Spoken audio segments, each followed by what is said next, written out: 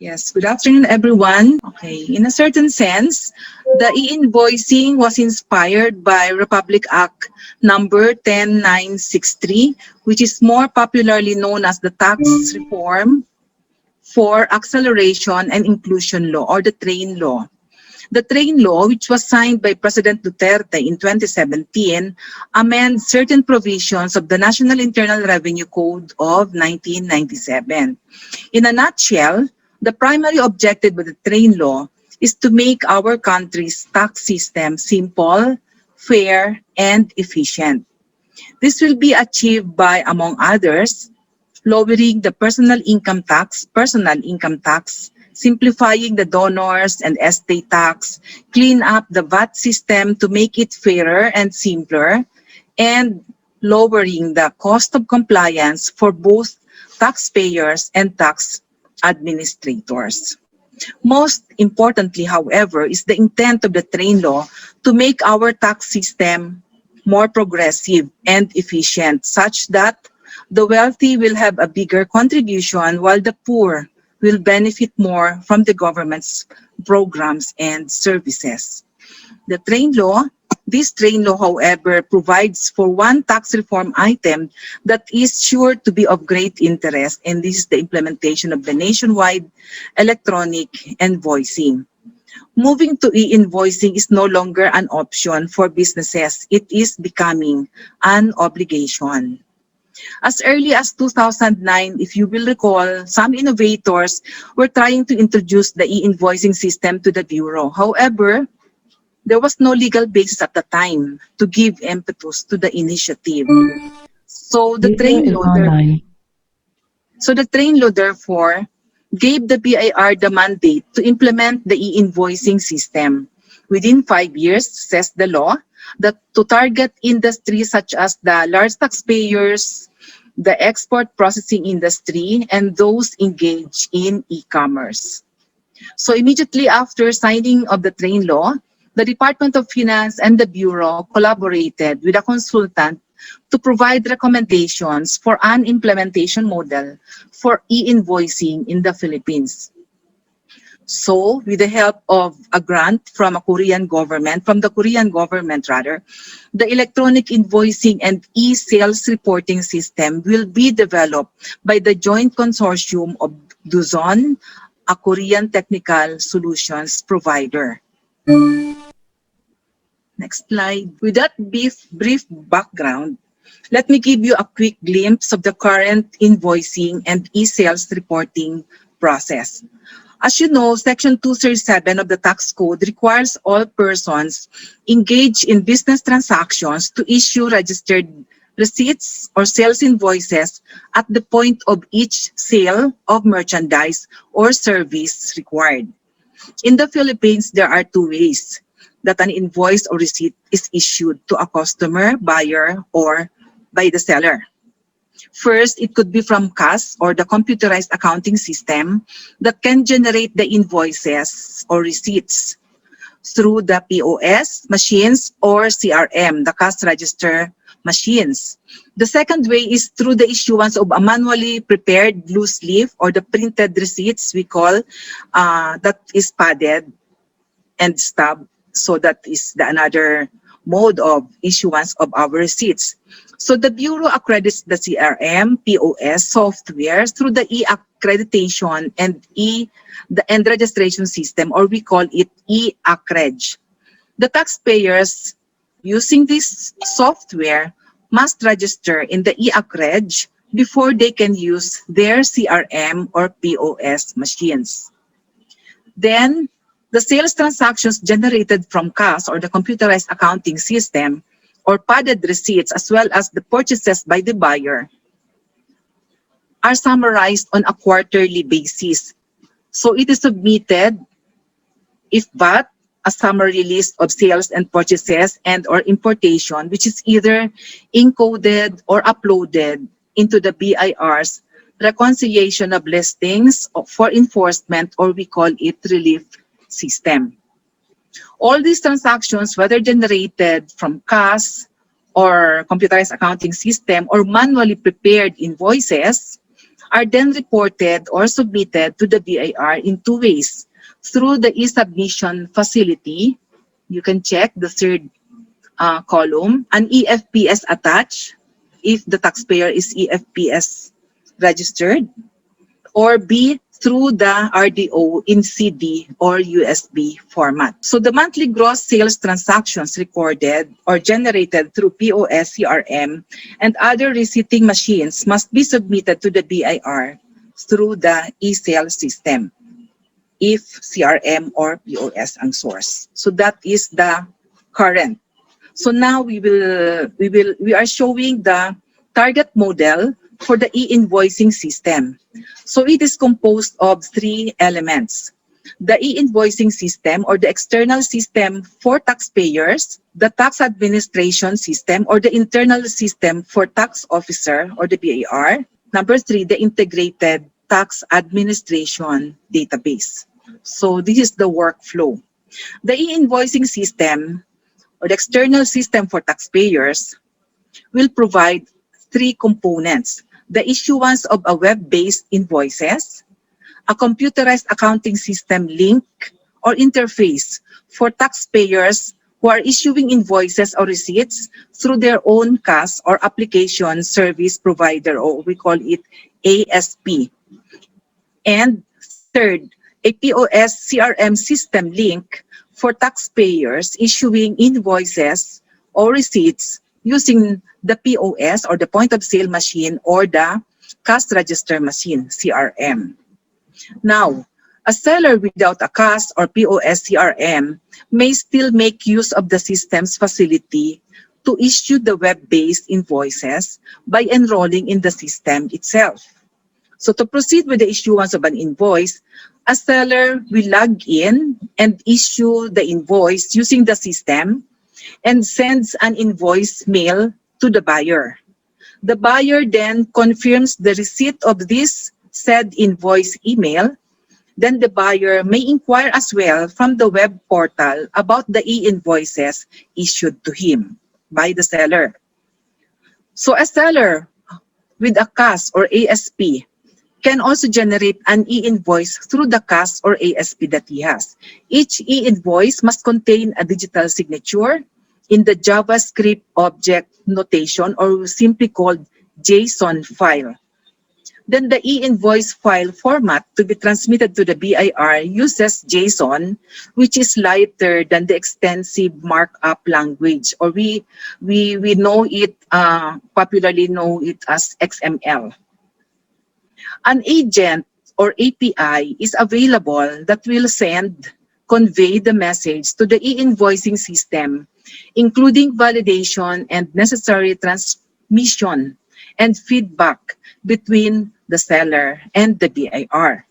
The e-invoicing system as well will involve a number of major components that will deliver the required functionalities both to the BIR and the taxpayers. The system will interface with the various the Bureau's legacy system.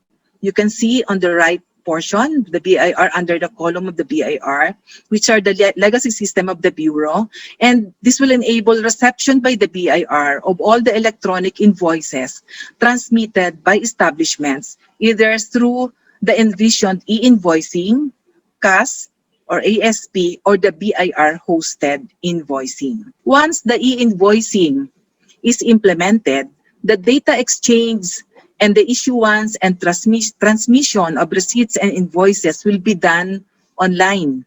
So you will notice there are several arrows between and from and to seller, purchaser, then to BIR through the EIS web.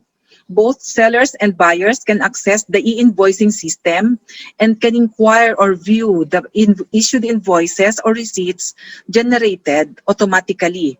The system will also have various statistics on the volume, on the number of the invoices and receipts that they have issued and they have received on the part of the purchaser. Once fully operational, the users of the e-invoicing system can look forward to these four advantages.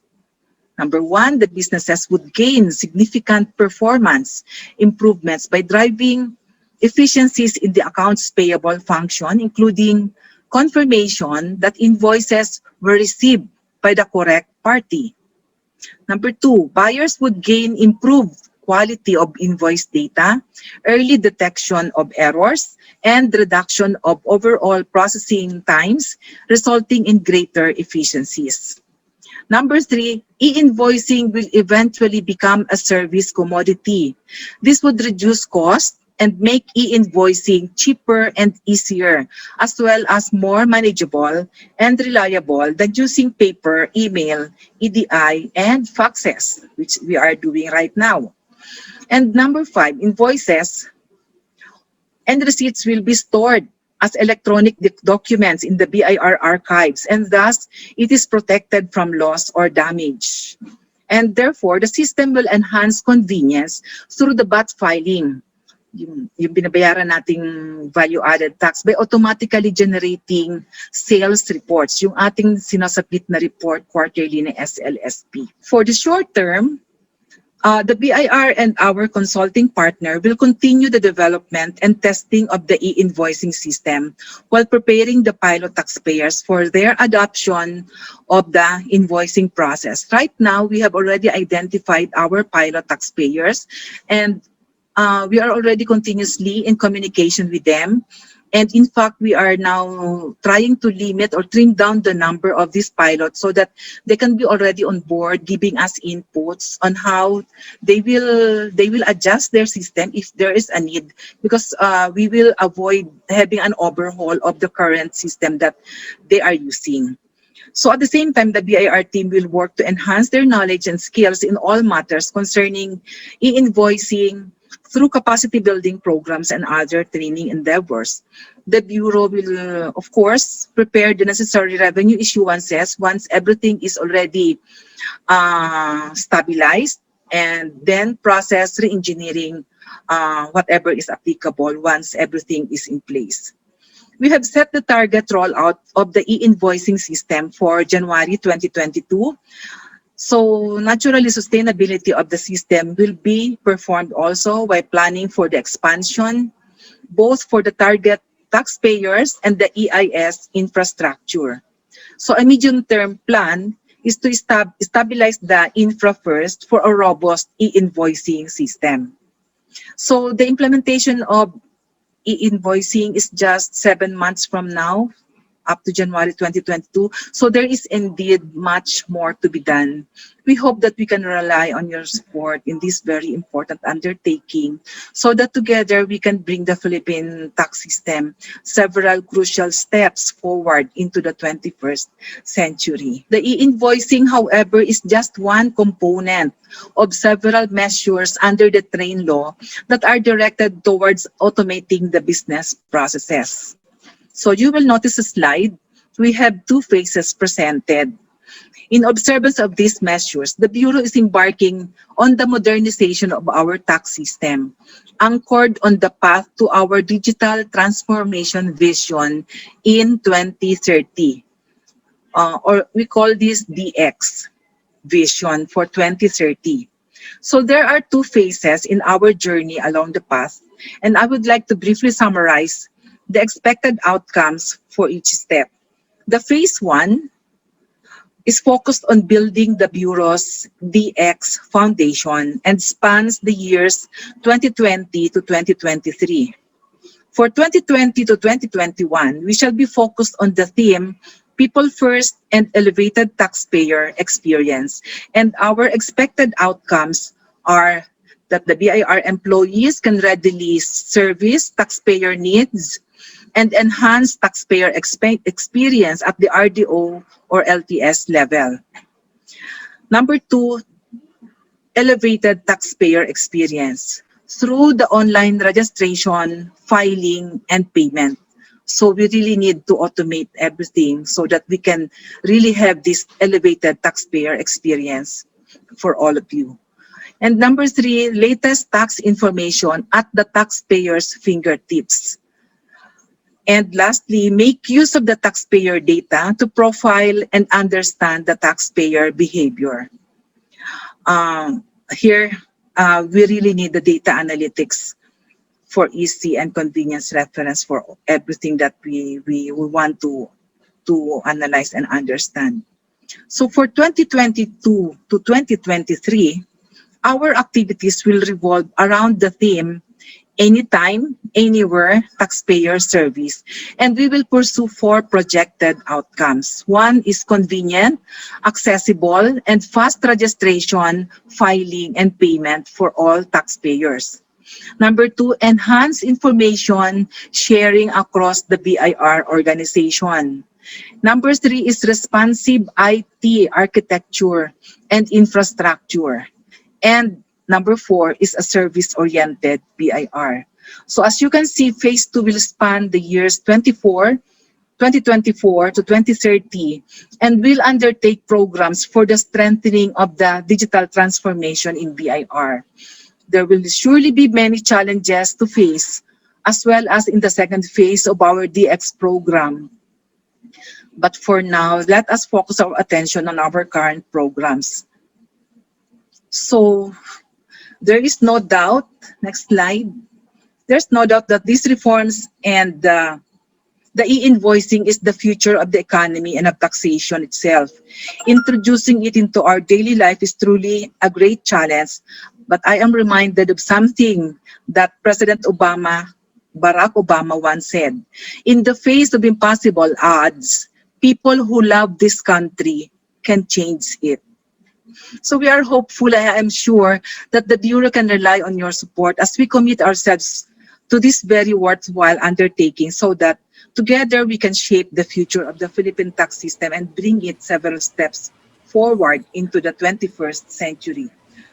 So thank you for this opportunity. But before we part, let me hand you over to my colleague, Mr. Junjun Andalio, the Assistant Chief of the Tax Audit Review Division of the National Office, to discuss some highlights of the Revenue Regulation 9-2021 dated June 9, 2021, which was recently published in the Philippine Star on June 12, 2021. This was requested from us by this group, Luisa, in yesterday's email to include it in today's meeting. So take it away, Junjun. So I wish everyone a very productive week ahead. Thank you. Thank you, Mama Lu. I will be discussing with you a short briefing on Revenue Regulations 9-2021, which imposed 12% VAT on transactions covered under Section 106, A2A, subsections 3 to 5, and Section 108B, subsections 1 and 5 of the Tax Code of 1997 as amended by Train.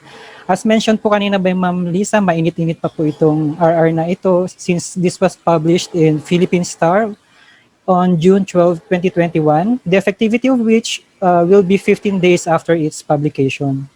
This RR was supposed to be issued last year pa po sana, but was deferred due to the pandemic. And please be clarified po that this RR is not yet an RR issued in relation to create. So, bale, naka-anchor pa rin po siya sa train kasi ito yung mga isa sa mga inaabangan namin na mga developments ng train as it goes along. For this presentation, I will be focusing on the indirect export sales or effectively zero-rated sales as mentioned in sections 106 and 108 of the tax code as amended by Train. Indirect export sales are effectively zero-rated sales are local sales transactions per se, but were accorded VAT zero rating by virtue of the tax code. Pursuant to Train, which became effective in 2018, the VAT provisions of which was operationalized in RR 13-2018, the following were classified as indirect export sales subject to VAT at 0% rate. For the sale of effectively zero-rated sales of goods or properties, one is the sale of raw materials or packaging materials to a non-resident buyer for delivery to a resident local export-oriented enterprise to be used in manufacturing, processing, packing, or repacking in the Philippines of the said buyer's goods paid for in acceptable foreign currency and accounted for in accordance with the rules and regulations of the BSP. Another one is the sale of raw materials or packaging materials to an export-oriented enterprise whose export sales exceed 70% of the total annual production. Another one is transactions considered export sales under Executive Order 226, under otherwise known as the Omnibus Investments Code of 1987 and other special laws. And lastly, which is under Section 106A2B, the sales to persons or entities whose exemption under special laws or international agreements to which the Philippines is a signatory is effectively subjects each sales to zero rate.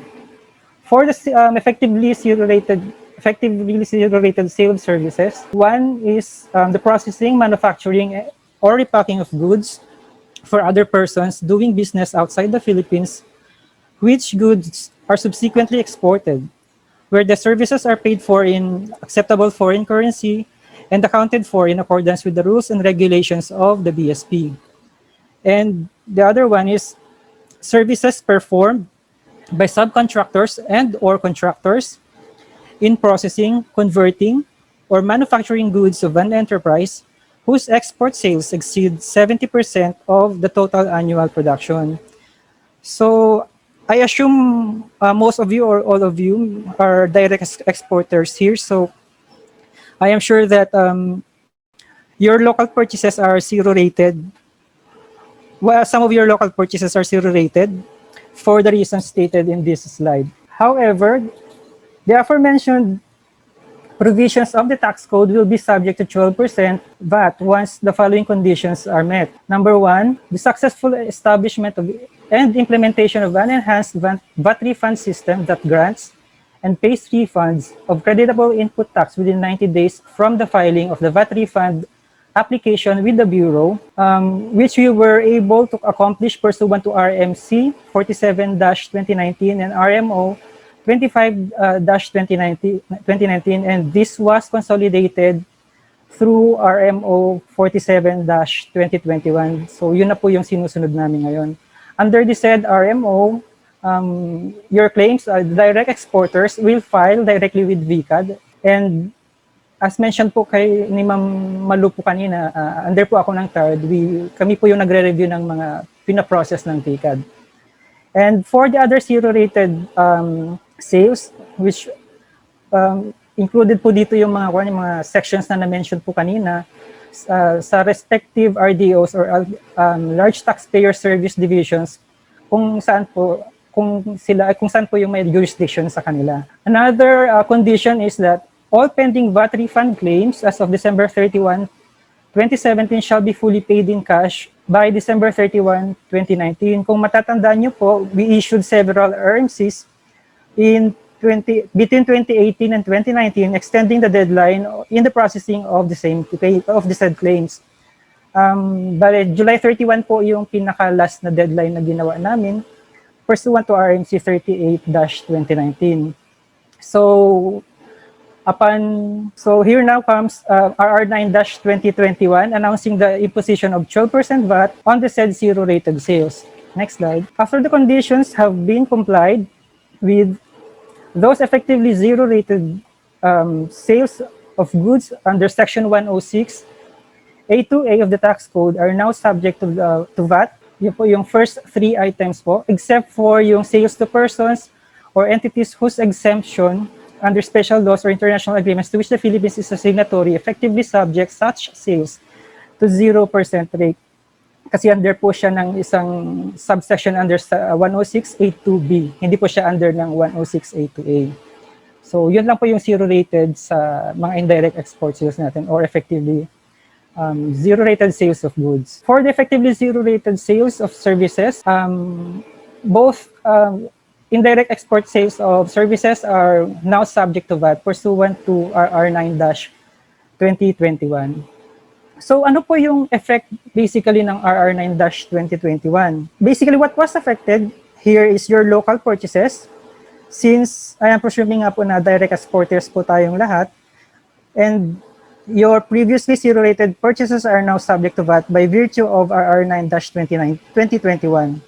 However, this can be recovered pa naman as VAT refund claim in relation to your zero-rated sales. And for my last slide, may bago po tayong development which is yung Create nga po. We have to note, however, that with the promulgation of Create pursuant to RA 11534, a new title, which is Title 13 of the Tax Code of 1997 as amended, was introduced to cover several tax incentives, particularly Section 294E, which grants VAT exemption on importation and VAT zero rating on local purchases, provided that this shall only apply to goods and services directly and exclusively used in the registered project or activity of the RBE, and other prerequisites under Section 296 of the Tax Code. The IRR for Title 13 is currently being drafted as headed by the DOF together with other implementing agencies.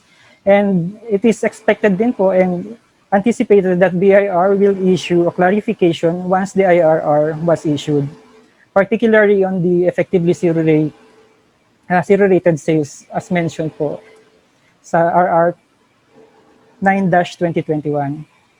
So that concludes my presentation po. Thank you so much for listening.